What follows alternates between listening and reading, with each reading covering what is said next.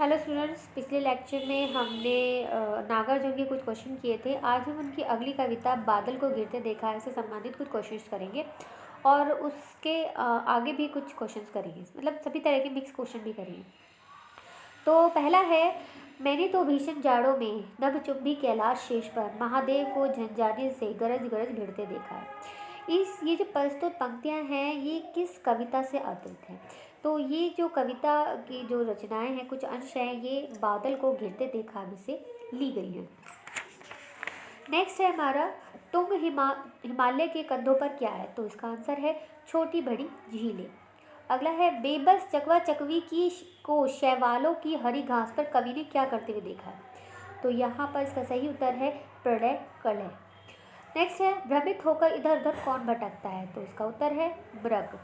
नागार्जुन ने कल्पित कवि किसको कहा है? तो यहाँ पर जो सही उत्तर है वो है कालिदास। मृग छालों पर पालथी मारे हुए कवि ने किसको देखा है? तो इसका सही उत्तर है किन्नर किन्नरियों को। तो अब इनकी जो अगली रचना हमारे कोर्स में लगी है वो है अकाल और उसके बाद। तो कुछ क्वेश्चन इससे संबंधित भी देख लेते हैं, उसके बाद हम कुछ मिश्रित क्वेश्चन करेंगे। तो पहला क्वेश्चन है, कई दिनों तक चूल्हा रोया चक्की रही उदास। भूख से संबंधित यह पंक्ति नागार्जुन की किस कविता से ली गई है? तो ये जो पंक्ति ली गई है ये है अकाल के बाद। अकाल और उसके बाद और अकाल के बाद एक ही रचना का दो नाम है। नेक्स्ट है, युगधारा नागार्जुन का कौन सा काव्य संकलन है? तो इसका सही उत्तर है प्रथा। नेक्स्ट है, नागार्जुन को की किस कृति में परिपक्व व प्रांजल प्रगतिवाद के दर्शन होते हैं? तो ये इनकी रचना है शतरंग के पंखों वाली, जो कि बहुत ज़्यादा फेमस भी हुई थी। नेक्स्ट है, दाने आए घर के अंदर कई दिनों के बाद। इस पंक्ति का संबंध किससे है? तो ये भी इसका भी वही उत्तर है अकाल और उसके बाद। ये ही इनकी इसी रचना से ये लिया गया है। किसान के आंगन में धुआं कब उठता है? तो इसका सही उत्तर है अच्छी फसल के बाद। नेक्स्ट है, कोआ कब आंखें खुजलाता है? तो इसमें जितने भी ऑप्शन दिए गए वो सब सही है। जब किसान खुश होता है, जब किसान के घर में खुशी और खाना बनता है, और जब किसान के आंगन से धुआं उठता है। अब कुछ मिक्सअप से क्वेश्चन कर लेते हैं। तो उनमें पहला क्वेश्चन है, हिंदी साहित्य में बाबा के नाम से कौन जाने जाते हैं? तो इसका सही उत्तर है नागार्जुन। अगला है, तालाब की मछलियाँ कविता संग्रह किसकी है? तो ये भी नागार्जुन की ही हैं। तो बहुत सारी अपनी रचनाएं पढ़ी हैं, जैसे कि तालाब की मछलियाँ और शतरंग के पंखों वाली, अकाल और उसके बाद। ये कुछ ऐसी रचनाएं हैं जो कि नागार्जुन की बहुत ही फेमस रचनाएं मानी जाती हैं। नेक्स्ट है, नागार्जुन कृत बाबा बटेश्वर नाथ किस तरह का उपन्यास है? तो एक आंचलिक उपन्यास है। नेक्स्ट है, कवि बैद्यनाथ के पिता का नाम क्या था? तो इनके पिता का नाम गोकुल मिश्र था। और नेक्स्ट क्वेश्चन है, इनके एक शिष्य के नाम पर बैद्यनाथ ने अपना नाम नागार्जुन रखा। तो इसका जो सही उत्तर है वो है महात्मा बुद्ध। महात्मा बुद्ध के एक शिष्य का नाम था नागार्जुन, और उसी के नाम पर बैद्यनाथ उस नागार्जुन ने अपना नाम नागार्जुन रखा। तो अगला क्वेश्चन पढ़ते हैं।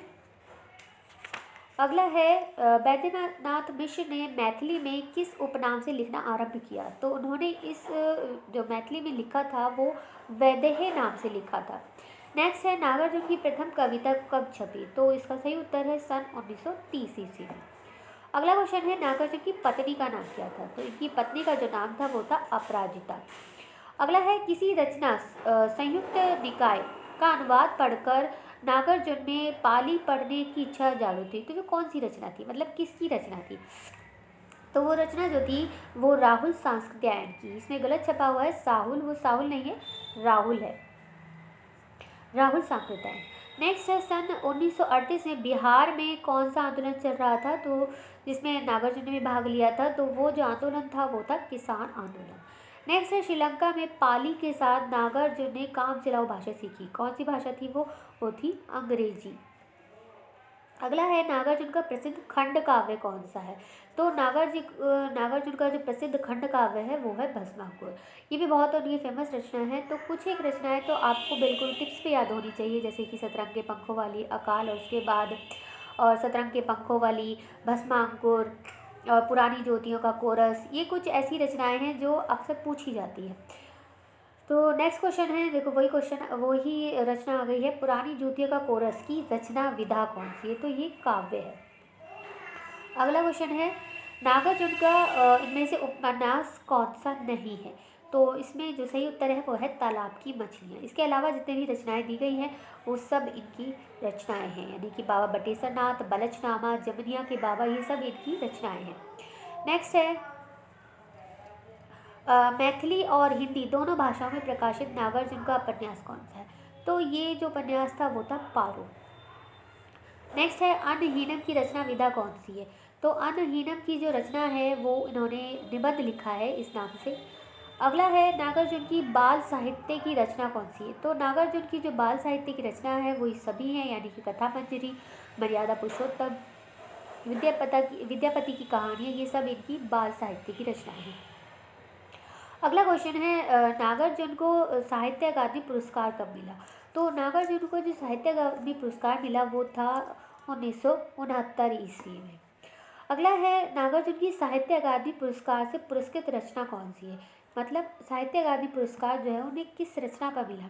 तो वो मिला पत्रहीन नामना गाछ। ये अक्सर पूछी जाने वाली रचना है जो बहुत ज़्यादा फेमस है। नेक्स्ट है छंद, शैली और काव्य रूपों के प्रयोग में नागार्जुन की समता किससे की जाती है? तो इसमें जो सही उत्तर है वो है निराला। निराला जी से उनकी समता की जाती है। नेक्स्ट है 20वीं सदी अतिवादियों की सदी है और नागार्जुन का जो व्यक्तित्व है 20वीं सदी की तमाम महत्वपूर्ण घटनाओं से निर्मित हुआ है। ये कथन किसका है?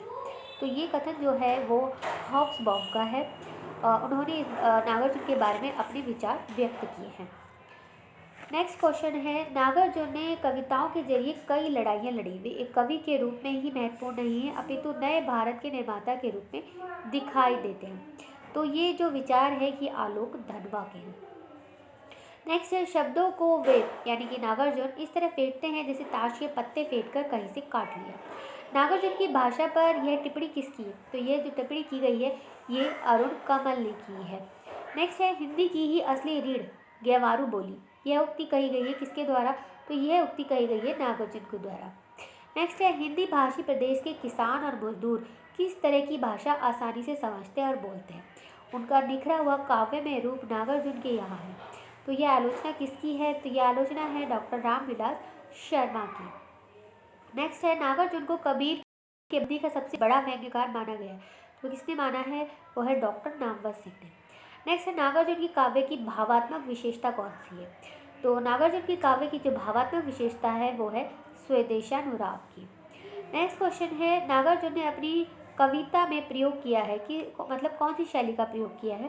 तो उन्होंने सभी शैली का प्रयोग किया है, चाहे वो बोधन शैली हो या आत्मपरिचयात्मक शैली या व्यंग्यपूर्ण शैली। उन्होंने सभी शैलियों का अपने काव्य में अपनी रचनाओं में प्रयोग किया है।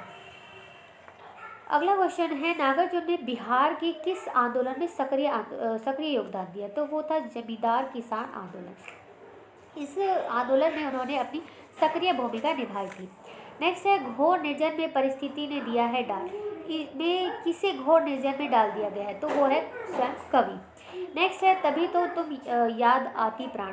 तो इस जो लाइन है इसमें प्राण क्या है? तो ये प्राण जो शब्द इस्तेमाल किया है उन्होंने अपनी पत्नी के लिए प्रयोग किया है। नेक्स्ट क्वेश्चन है नागार्जुन की तक्षशिला शामल जनपदों के नाम रखे गए हैं किस आधार पर रखे गए हैं? तो वह रूप और गुण दोनों के आधार पर। नेक्स्ट है कालिदास का मेघदूत से क्या संबंध है? तो कालिदास ने अपनी रचना मेघदूत में मेघ को श्रापित यक्ष का दूत बनाया था। यही इसमें इसका संबंध है। नेक्स्ट है कवि नागार्जुन ने महामेघ को कब देखा था? तो इसका उत्तर है भीषण जाड़ों में। नेक्स्ट है झंझानील का अर्थ क्या है? झंझानील का जो अर्थ है वो है आंधी तूफान के साथ होने वाली वर्षा। नेक्स्ट क्वेश्चन है कई दिनों तक चूल्हा रोया में चूल्हा रोया का प्रतीकार्थ क्या है? यानी कि इसमें क्या मतलब, कहने का क्या मतलब है? तो इसमें जो कहने का मतलब है कि चूल्हा नहीं जला, चूल्हे को जलाने के लिए जो अन्न की आवश्यकता थी वो नहीं मिली, मतलब वो उसकी कमी थी। नेक्स्ट है कई दिनों तक चूहों की भी हालत रही शिकस्त। क्यों? तो इसका जो उत्तर है वो है कि घरों में खाने के लिए एक भी दाना नहीं था। नेक्स्ट है अकाल में कई दिनों तक। तो इसकी अगली लाइन क्या होगी? वो है कुतिया नींद भर सोई। नेक्स्ट क्वेश्चन है अमल धवल गिरी के शिखरों पर कवि नागार्जुन ने क्या देखा? तो वहाँ उन्होंने बादलों को घिरते हुए देखा। नेक्स्ट क्वेश्चन है त्रिशा काल में चिर अभिषेक शापित कौन है? तो इसका सही उत्तर है चकवा और चकवी। अगला क्वेश्चन है, नागार्जुन की कविता का सबसे प्रमुख अस्त्र कौन सा है? तो उनकी कविता का जो प्रमुख अस्त्र है वो है व्यंग्य। अगला क्वेश्चन है, नागार्जुन किस विचारधारा के कवि हैं? तो नागार्जुन जो है वो प्रगतिवाद के कवि माने जाते हैं। अगला क्वेश्चन है, नागार्जुन की नर्सरी राइम किस विधा की रचना है? तो ये एक कविता है। अगला है, किस कविता को लिखने के कारण नागार्जुन को जेल जाना पड़ा? तो वो जो रचना थी वो थी शपथ। अगला क्वेश्चन है, नागार्जुन ने बौद्ध भिक्षु बनकर किस देश की यात्रा की? तो इसका सही उत्तर है इन तीनों ही देशों में इन्होंने यात्रा की, यानी कि श्रीलंका, तिब्बत और बर्मा, ये तीनों में ही गए हैं। नेक्स्ट है, नागार्जुन की सुप्रसिद्ध काव्य कृति कौन सी है? तो इसमें भी सभी सही है, यानी कि युगधारा, प्यासी पतराई आंखें और सतरंगी पंखों वाली, ये तीनों ही रचनाएं इनकी फेमस कृतियां हैं। नेक्स्ट है, गांधी जी की मृत्यु पर नागार्जुन ने कौन सी कविता लिखी? तो वो जो रचना थी वो थी शपथ। अगला क्वेश्चन है, युगीन विसंगतियों एवं प्राखंड का चित्रण कवि ने किस कविता में किया है? तो उसका जो सही उत्तर है वो है सतरंगी पंखों वाली। तो क्वेश्चन इस तरह से भी आ सकते हैं कि उनकी रचनाओं का जो विषय है उसके आधार पर भी क्वेश्चन को फ्रेम किया जा सकता है। नेक्स्ट है, नागार्जुन की व्यंग्य परखता किस कवि में चरमोत्कर्ष पर पहुंची है? तो वो रचना है प्यासी पतराई आंखें। अगला क्वेश्चन है, स्वतंत्र भारत की जनता के अभाव, कष्ट और पीड़ा का संतृष्ट चित्र किस कवि की रचनाओं में विद्यमान है? तो वो रचना है नागार्जुन की। अगला क्वेश्चन है, तो आज के लिए इतना ही काफ़ी है। फिर हम इसके बाद अगले लेक्चर में मिलेंगे, तब तक के लिए थैंक यू।